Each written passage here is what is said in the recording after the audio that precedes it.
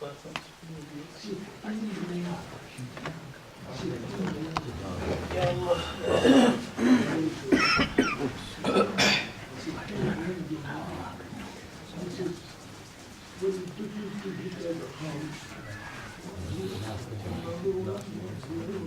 لله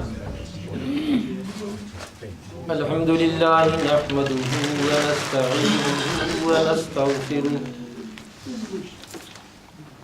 ونؤمن به ونتوكل عليه ونعوذ بالله من شرور أنفسنا ومن سيئات أعمالنا من يهده الله فلا مضل له ومن يضلله فلا هادي له ونشهد أن لا إله إلا الله وحده لا شريك له ونشهد أن سيدنا وسندنا ومولانا محمدا عبده ورسوله صلى الله تعالى عليه وعلى آله وأصحابه وبارك وسلم تسليما كثيرا كثيرا أما بعد فأعوذ بالله من الشيطان الرجيم بسم الله الرحمن الرحيم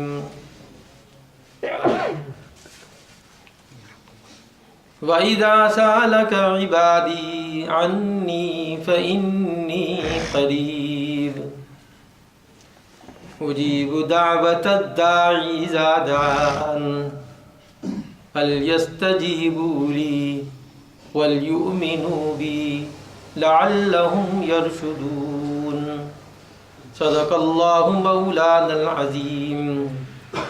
درود شریف پڑھنا. اللہم صلی علی محمد وعلی آل محمد کما صلیت علی ابراہیم وعلی آل ابراہیم انک حمید مجید. اللہم بارک علی محمد وعلی آل محمد کما بارکت علی ابراہیم وعلی آل ابراہیم انکا حمید مجید. شعبان کا مہینہ آدھے سے زیادہ گزر گیا اور اس کے بعد رمضان مبارک کا مہینہ آ رہا ہے جس کے متعلق جناب رسول اللہ صلی اللہ علیہ وسلم نے پہلے سے تیاری کا حکم دیا ہے. یہ رمضان کا مہینہ کیوں آتا ہے؟ سال میں ایک دفعہ آتا ہے. سارا سال کیوں نہیں رمضان رہا؟ یہ اللہ کی حکمت ہے کہ اللہ تعالیٰ نے 11 مہینے مسلمانوں کو کھانے پینے کے لیے اور دنیا کی ضروریات کے لیے آزاد چھوڑا. کوئی پابندی نہیں لگائی. لیکن اس میں ان مہینوں میں مسلمان بہت سی بے احتیاطی کرتا ہے. احتیاط نہیں کرتا. بعض اوقات نماز بھی صحیح وقت پہ نہیں پڑھتا یا پڑھتا ہی نہیں ہے. روزہ تو بہت دور کی بات ہے. یہ مہینہ اللہ تعالیٰ نے اس لیے دے دیا کہ تاکہ مسلمان جو ہے اپنے سارے سال کی جتنی کوتاہیاں ہیں جتنی لغزشیں ہیں اس میں معاف کرا لیں. اور بار بار اعلان کیا جاتا ہے کہ اس میں اللہ کو پکارو, اللہ سے مانگو. اللہ سنتا ہے, اللہ دیتا ہے, اللہ بخش دیتا ہے. دنیا کے اندر بھی دیکھا گیا ہے کہ عام طور پر سال میں ایک سیزن لگتا ہے دکانوں پر، مارکیٹوں میں، اداروں کی طرف سے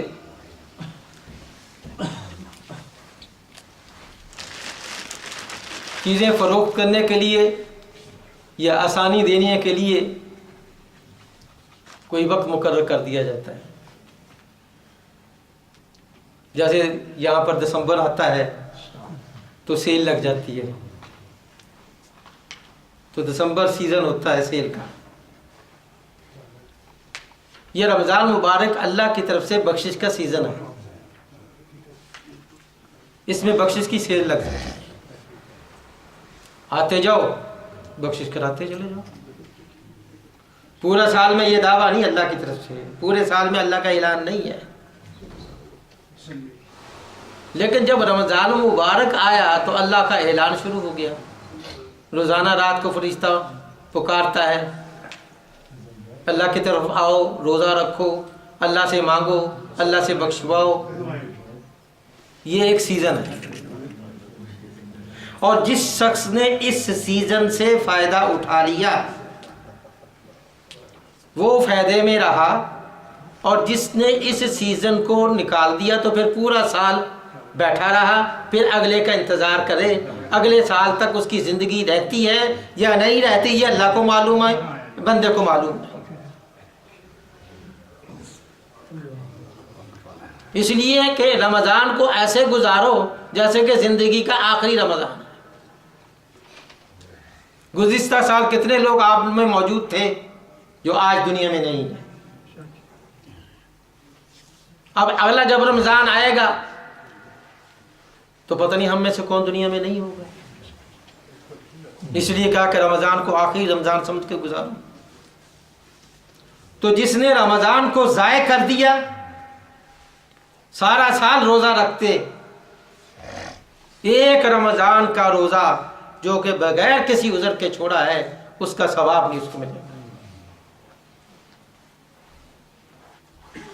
اللہ کے ہاں وقت اور جگہ، اس میں عمل کا وزن بڑھتا ہے. آپ نے گھر میں نماز پڑھی، یہ جگہ ہے نا، ایک نماز کا ثواب مل جائے. بڑی مسجد میں آ کر نماز پڑھی تو جگہ بدل گئی، وزن بدل گیا، تعداد بدل گئی، 27 نمازوں کا ثواب مل گیا. آپ یہاں سے اٹھے، آپ مسجد نبوی میں چلے گئی، جگہ بدل گئی، تعداد بدل گئی، وزن بدل گیا، 50,000 نمازوں کا ثواب ملا. وہاں سے آپ اٹھے، اللہ کے گھر میں چلے گئے، مکہ معظم میں، وزن بدل گیا، تعداد بدل گئی، 1,00,000 کا ثواب مل گیا. تو اللہ کے ہاں وزن بھی بدلتا ہے، تعداد بھی بدلتی ہے، مقام کے اعتبار سے بھی اور وقت کے اعتبار سے بھی. مقام تو میں نے بتا دیا، جیسے یہ مقام بدلے آپ کی تعداد بھی بدل گئی، آپ کا وزن بھی بدل گیا. لیکن وقت کے اعتبار سے بھی اللہ کے یہاں ہے. آپ نے ایک روزہ رکھا، عام حالات میں ایک روزہ تھا، لیکن جب آپ رمضان مبارک کے اندر آ کر روزہ رکھیں گے تو پھر بدل گیا، وقت بدل گیا. وقت بدلنے کے ساتھ ساتھ اس کا وزن بڑھ گیا. عام حالات میں ایک فرض پڑھیں گے تو 10 فرض کا ثواب ہوگا، جب رمضان میں پڑھیں گے تو 70 کا ثواب ہو جائے گا، بڑھ گیا نا. عام حالات میں ایک نفل پڑھیں گے تو نفل باب کا ثواب ہوگا، رمضان میں پڑھیں گے تو فرض کا ثواب مل جائے گا.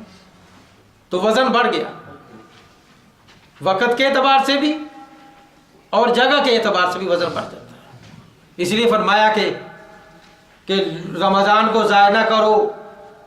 شہر رمضان الذی انزل فیہ القرآن ھدی للناس وبینات من الھدی والفرقان.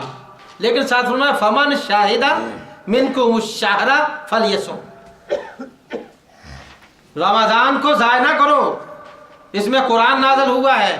قرآن وہ ہے جو ہدایت دیتا ہے، جو فرق کرتا ہے کفر اور اسلام، حق اور باطل کے درمیان میں فرق کرتا ہے، وہ قرآن نازل ہوا. لیکن فرمایا فمن شاہد منکم الشہر فلیصم، جو اس رمضان میں کو پائے اس کے لیے لازمی ہے کہ وہ اس کے روزے رکھے. پانا کیسے ہے رمضان؟ یہ بات ذہن میں رکھیں، اسلام کے اندر جب احکام کا نفاذ کا وقت ہوتا ہے اس کے اندر 3 شرطیں لازمی ہیں، اگر تینوں میں سے ایک نہ ہو تو پھر حکم نافذ نہیں ہوتا۔ پہلی شرط یہ ہے کہ مسلمان ہو، دوسری شرط یہ ہے کہ وہ عقل والا ہو، پاگل نہ ہو، تیسری شرط یہ ہے کہ وہ بالغ ہو، نابالغ ہو۔ یہ 3 شرطیں ہیں، ان 3 شرطوں میں سے اگر ایک شرط نہیں پائی جاتی، 2 ہیں، تب بھی حکم نافذ نہیں ہوتا۔ مثلا مسلمان ہے، عقل والا ہے لیکن نابالغ ہے تو اس پر فرض نہیں، بالغ ہے مسلمان ہے لیکن پاگل ہے پھر نہیں، باقی اگر مسلمان نہیں پھر تو کچھ بھی نہیں، ٹھیک ہے۔ عام حالات کے اندر یہ چیزیں پائی جاتی ہیں، لیکن رمضان کے اندر اللہ تعالیٰ نے 2 چیزوں کا اضافہ اور بھی کر دیا ہے تاکہ اللہ کے بندوں پر مشقت نہ ہو۔ یرید اللہ بکم اليسر ولا یرید بکم العسر، اللہ تمہارے لیے آسانی چاہتا ہے، مشکلات نہیں چاہتا۔ فرمایا کہ جو مسافر ہو اس پر بھی روزہ نہیں ہے، بعد میں جا کے قضا کرے، اور جو مریض ہے اس پر ہی اس وقت روزہ نہیں، وہ بعد میں قضا کرے جا کر، ٹھیک ہے۔ تو شرط پائی گئی فمن، جس کے اندر یہ 5 شرطیں پائی جائیں اس کے اوپر ہے اس نے رمضان کو پا لیا۔ فمن شاہدہ، جس نے اس رمضان کو پایا تو اس نے اس رمضان کو پا لیا، تو پا لینے کے بعد یہ سمجھے کہ اس کے اوپر روزہ فرض ہو گیا ہے۔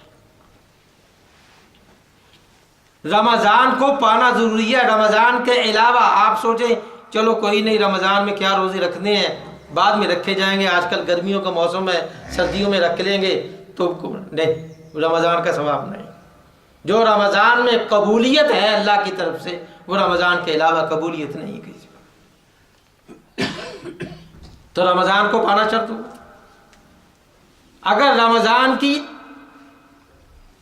ہم نے اہمیت رکھی، عزت رکھی، اس کی قدر کی، اللہ ہماری بھی قدر کرے گا، اور اگر ہم اللہ کے مہینے کی قدر نہیں کریں گے اللہ ہماری قدر نہیں کرے گا۔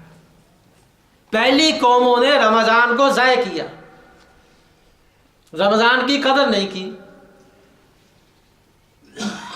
اللہ نے فرمایا نا کہ کتب علیکم الصیام کما کتب علی الذین من قبلکم، تم پر روزے فرض کیے گئے جیسے کہ تم سے پہلوں پر۔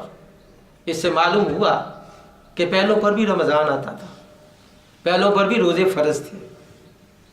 کما کتب علی الذین من قبلکم، جیسے تم سے پہلے، لیکن پہلوں میں سے کون تھے؟ یہی یہود تھے، عیسائی تھے، لیکن انہوں نے قدر نہیں کی، خصوصاً عیسائیوں نے۔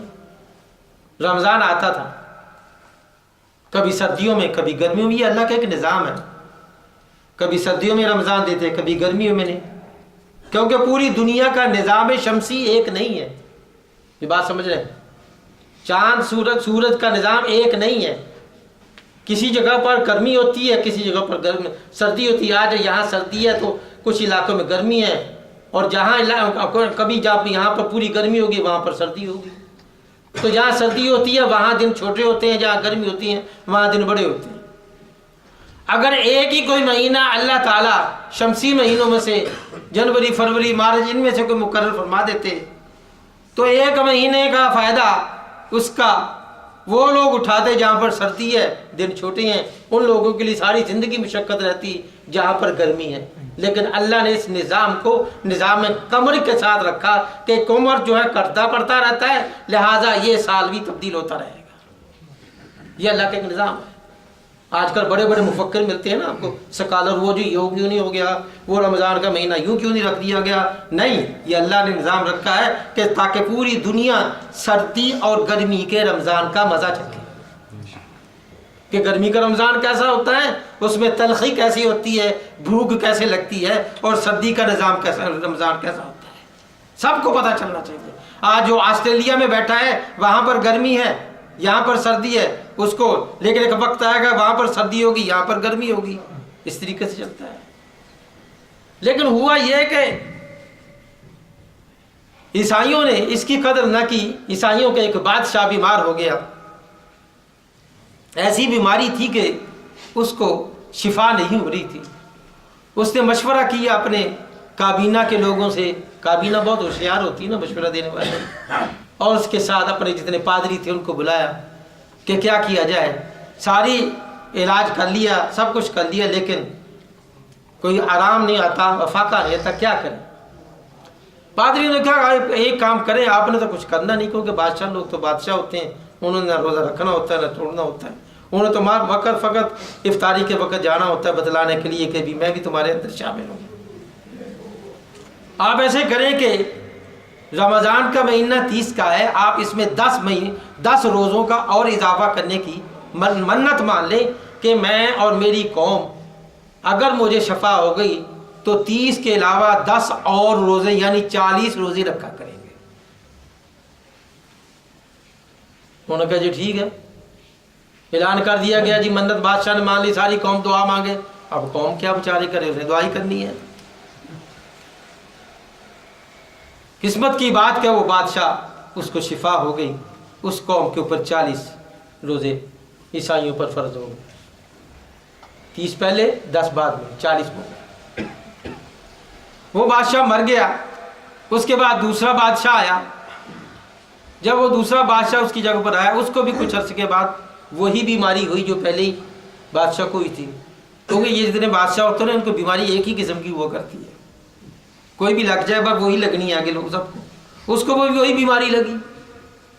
اب اس نے بلا کر جا کر ان کا حضرت مسئلہ ہی کوئی نہیں ہے, پہلے بادشاہ نے بھی قوم پر ڈال دیا تھا روزہ, آپ بھی قوم پر 5-7 روزے ڈال دیں, آپ کا بھی جان چھوٹ جائے گی.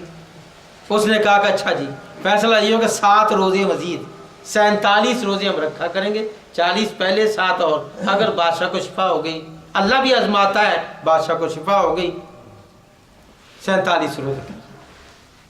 وہ بادشاہ بھی مر گیا. پھر اس کے بعد تیسرا بادشاہ آیا. جب تیسرا بادشاہ آیا اس کو بھی وہی بیماری ہوئی جو پہلے 2 بادشاہوں کو تھی. اب یہاں پر بھی مسئلہ پیش آیا. انہوں نے کہا کوئی مسئلہ نہیں, آپ بھی 2-4 روزے بڑھا. اس نے 3 روزے مزید کر دیے, یعنی 50 روزے اس نے کر دیے.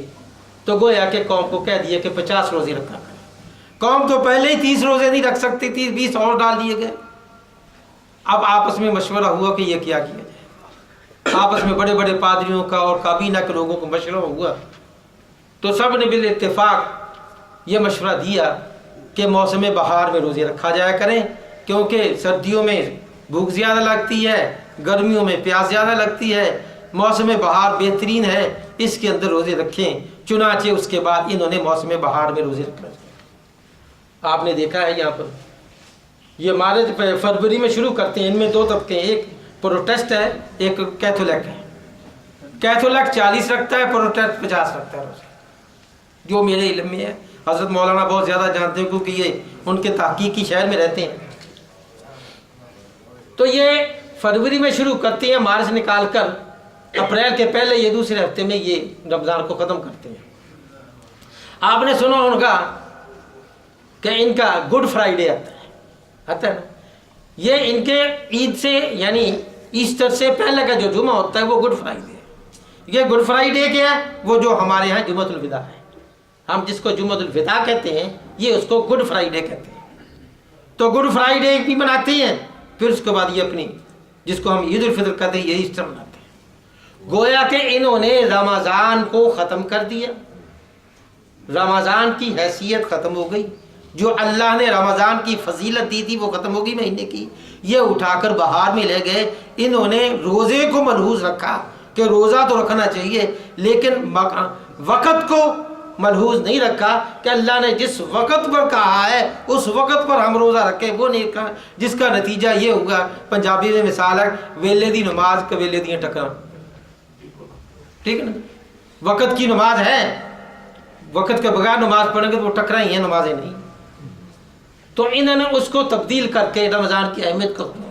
اللہ اپنے قرآن میں جناب نبی کریم صلی اللہ علیہ وسلم اپنے فرمان میں بار بار رمضان مبارک کے وقت کا تعین کر کے بار بار کہتے ہیں کہ اس کو غنیمت جانو, کہ یہ رمضان ہے, یہ وہ مہینہ ہے جو بخشش کا سیزن ہے, جس کے اندر بڑے بڑے جو دنیا کے اندر 11 مہینے برائی کرتے رہے، غلط کاری کرتے رہے، لیکن اللہ کے دربار میں آ گئے، اللہ نے معاف کر دیا۔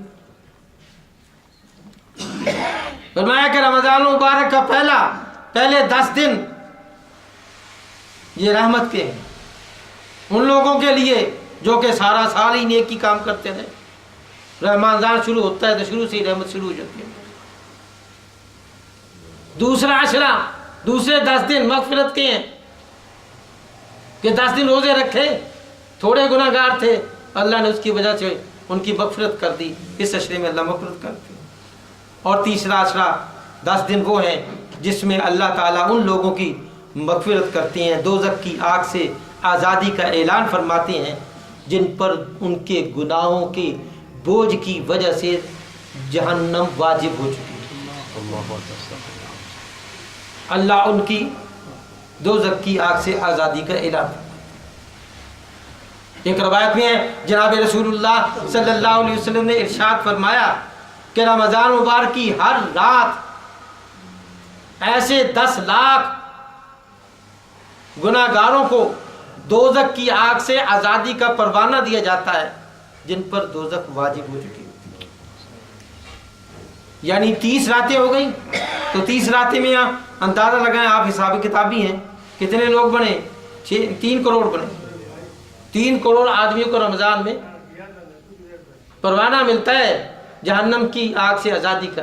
فرمایا کہ رمضان مبارک کی آخری رات یعنی عید الفطر کی رات کو اللہ تعالیٰ جتنے پورے رمضان میں لوگوں کو دوزخ کی آگ سے آزادی کا پروانہ دیتے ہیں، اس ایک رات میں اتنے ہی ایک رات میں دیے جاتے ہیں۔ گویا کہ 3 کروڑ یہ ایک رات میں، تو گویا کہ 6 کروڑ گناہ گار جو کہ جہنم میں جانے کا جن پر فرض ہو چکا ہے، واجب ہو چکی ہے، ان کو آزادی کا پروانہ دے دیا جاتا ہے۔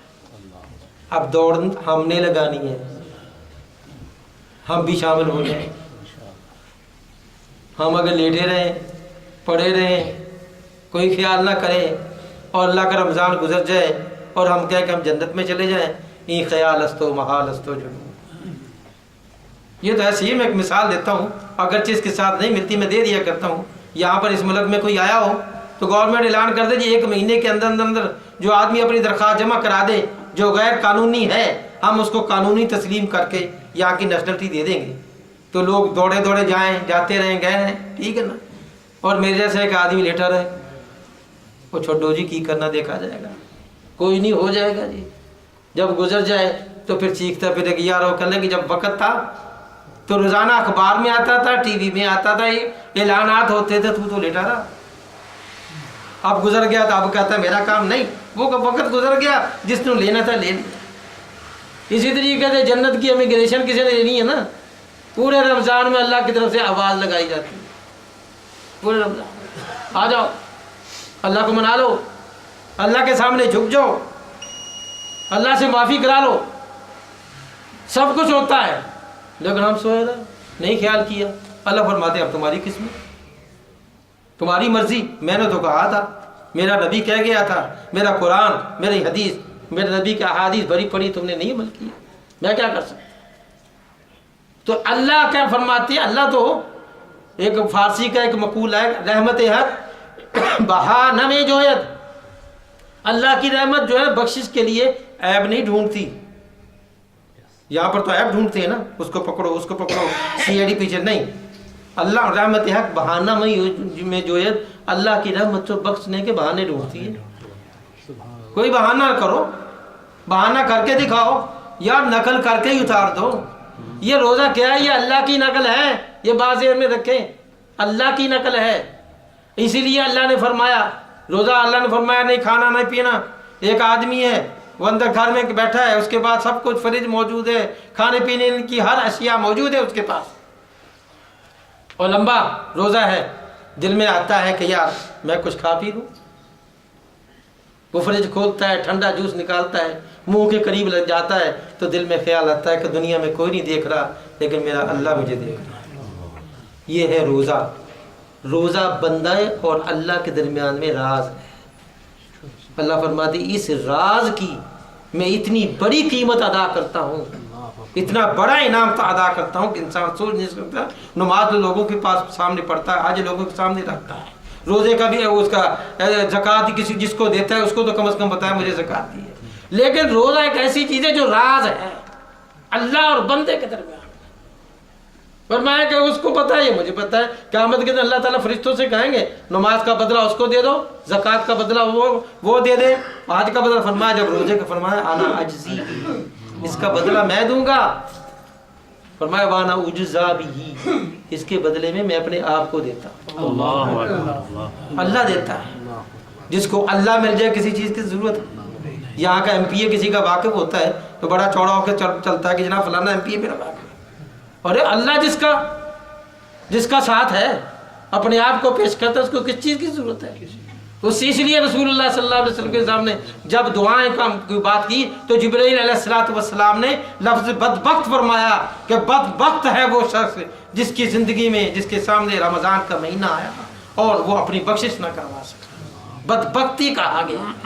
اللہ اپنے آپ کو دے رہا ہے اور بدبخت یہ کہ دنیا میں مبتلا ہے. اللہ فرماتے وانا اجزا بھی, اس کے بدل میں لیکن تو آ تو صحیح. اللہ تو انتظار میں بیٹھا ہے کہ کوئی آئے مجھے پکارے. یہ روزہ کیا ہے؟ یہ اللہ کی نقل اتارنا ہے, اللہ بننا نہیں. کیوں؟ کہتے جیسا دوست ہو ویسا آدمی بن جائے. اللہ نہیں کھاتا, اللہ نہیں پیتے, اللہ نہیں سوتے, اللہ کو بیوی کی ضرورت نہیں ہے, اللہ ہر چیز سے بے نیاز ہے. اللہ فرماتے میرے بندے تو ساری زندگی نہیں کر سکتا, 24 گھنٹے بھی نہیں کر سکتا, لیکن 24 گھنٹے میں کچھ وقت میرے جیسا وقت کھا. میں سوتا نہیں تو نہ سو, میں کھاتا نہیں تو نہ کھا, میں پیتا نہیں تو نہ پی, مجھے بیوی کی ضرورت نہیں تو بھی علیحدہ ہو جا. ہر وہ چیز جو تجھ پر حلال ہے روزے میں اپنے پر حرام کر لے میرے لیے. حلال کو حرام کرنا اللہ کے لیے جس کا حکم دے دیا ہے. فرمایا میرے لیے حلال کو اپنے اوپر حرام کر لے. فرمایا جب قیامت کے دن آئے گا تو میں تیرا استقبال کرنے کے لیے کھڑا ہوں. یہ ہے. اس لیے جب روزہ رکھے تو بد دل ہو کر نہ رکھے, یقین رکھ کے روزہ رکھے. جس کے لیے میں رکھ رہا ہوں وہ تو مجھے دیکھ رہا ہے. کسی کے لیے کیا رکھنا ہے. یہ افطار پارٹیوں میں جانے کے لیے روزہ نہ رکھے. افطار پارٹی میں تو اکثر بے روزہ ہوتے ہیں. افطار کرانے والا بھی بے روزہ ہوتا ہے, افطار کرنے والے بھی سب سے آگے بیٹھے ہوتے ہیں جو بے روزہ ہوتے ہیں. روزہ راز ہے, اس راز کو ڈھانپ کر رکھو, اس پر عمل کر کے دکھاؤ تو صحیح. آج دنیا میں ہم مسلمان ہیں کس لیے ذلیل ہو رہے ہیں؟ ہم نے اللہ کے راز کو راز نہیں رہنے دیا, اللہ کے حکم کے اوپر عمل کرنا چاہو. آخر بات کہہ کر ختم کرتا ہوں, اللہ اس رمضان میں معاف کر دیتا ہے, سب کو معاف کرتا ہے. فرمایا کہ آ جاؤ معافی مانگو. روزے اللہ کے یہاں گناہ گار جو ہیں 3 قسم کے ہیں. ایک ظالم ہوتا ہے, ہلکا گناہ گار صغیرہ. ایک ظلم ہوتا ہے, بڑا گناہ گار کبیرہ گناہ. ایک ظلام ہوتا ہے جو کہ کافر ہوتا ہے. ظالم چھوٹا گناہ گار, ظلم بڑا گناہ گار, ظلام کافر. ظالم, ظلم, ظلام. اللہ فرماتے ہیں ان تینوں میں سے کوئی بھی میرے پاس آ جائے, ظالم, ظلم, ظلام آ جائے, فرمایا کہ میں غافر, غفور, غفار بن کر پیش آؤں. ظالم آتا ہے تو میں غافر بن جاتا ہوں, ظلم آتا ہے میں غفور بن جاتا ہوں, ظلام آتا ہے میں غفار بن جاتا ہوں. جیسا بھی آئے میں ویسا بن کر پیش آؤں. آؤ تو صحیح. ہم تو جانے کے لیے تیار نہیں, دنیا ہمیں قبول کرنے کے لیے تیار نہیں, وہ ہمیں قبول کیے بیٹھا ہے, ہم جانے کے لیے تیار. اور اللہ کا نظام ہے دنیا کے اندر. آپ نے دیکھا یہاں پر عدالتوں کا اندر نظام کیا ہے.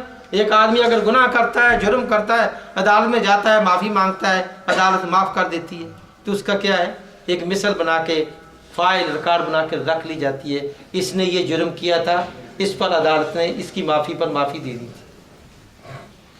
اگلی دفعہ جب وہ دوبارہ جرم کرتا ہے تو پھر وہ معافی مانگتا ہے تو سرکاری وکیل کہتا ہے جناب نہیں، یہ اس قابل نہیں معافی کے، اس لیے کہ اس نے یہ تو عادی مجرم ہے، پہلے بھی اس نے جرم کیا تھا، پہلے بھی معافی مانگی تھی، آپ نے معافی دی تھی لیکن پھر دوبارہ کر کے آ گیا، یہ معافی کے قابل نہیں ہے، فاعل ہے۔ اللہ کا نظام ایسے ہے کہ جب کوئی آدمی معافی مانگتا ہے اللہ فاعل نہیں بناتا،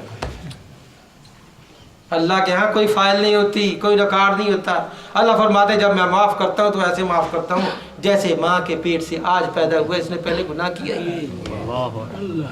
بس اس اللہ کو ہماری ضرورت ہے، ہم جھک جائیں۔ اللہ محتاج نہیں ہمارا، اللہ ہم سے محبت کرتا ہے۔ اللہ کے نزدیک ایک انسان اتنا عظیم ہے، رسول اللہ صلی اللہ علیہ وسلم نے ارشاد فرمایا کہ اگر ایک انسان بغیر کسی وجہ کے ظلمن قتل کر دیا جاتا ہے تو اللہ فرماتے ہیں اے کاش کہ ساری دنیا تباہ ہو جاتی لیکن یہ ایک انسان نہ مارا جاتا۔ اللہ تعالی ہم سب کو صحیح طریقے سے دین پر عمل کی توفیق عطا فرمائے۔ یہ رمضان مبارک جو آ رہا ہے اللہ تعالی ہم سب کو اس کی قدر کی توفیق عطا فرمائے۔ وآخر دعوانا الحمدللہ۔